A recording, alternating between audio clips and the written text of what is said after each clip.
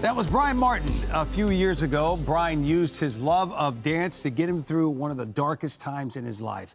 He never dreamt dancing to his favorite songs right there in his kitchen while drinking a cozy cup of coffee could help others let go of their own grief. That's right. This Floridian has become a social media sensation with more than 2 million followers. And he's still amazed at how his 90 seconds of just being himself continues to change lives. Yeah. Even with the 2 million, Bryan joins us now this morning to talk about his creative way of balancing grief and love. Bryan, good morning and Merry Christmas. A lot of people can find themselves backed into a corner when it comes to losing someone they love. Do you mind sharing your story and what made you want to post these dancing videos online to your 2 million, which is really impressive? 2 billion is a goal for 2025. Yeah. Well, good morning. Happy holidays. Thanks for having me here. I had a lot happen all at once, and really you don't know how strong you are until life throws things at you. I lost my dad, and then 10 months later, my partner. I started to try to rebuild my life after becoming widowed and grieving, and then the pandemic hit, and I was stuck.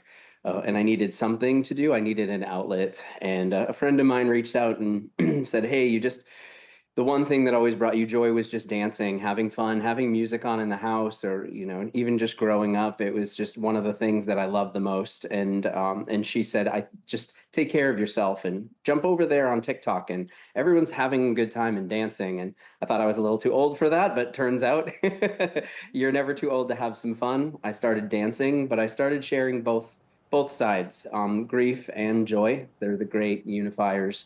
And that's really what drew, I think, everybody to me, is to be real, have rough days, but we can still move forward. Yeah, Bryan, did you ever expect that being that transparent and really just unapologetically yourself would make such a difference in other people's lives? How has that felt? It's been a huge surprise. It's one thing to throw a joke or do something funny and it makes other people smile for a moment or two, but to know that I can share my hardship, but show people that you really can light a spark within yourself. You have to. Nobody else can do that for you.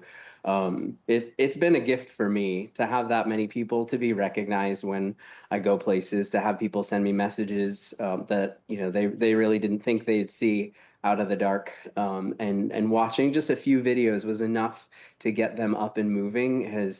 It's blown my mind. It's been amazing. Well, Bryan, that's commendable because TikTok, you mentioned TikTok, Instagram, doesn't matter. We see a lot of people online of the tears and the grief, and that is one way they handle that. But a lot of times we want to see these videos like the 16.1 million views that you had that tied you into your background with sea life and animals, and the fact that you sort of moved on after experiencing that grief. And it wasn't more videos of you crying and saying this is going to be a horrible day, but you moved on.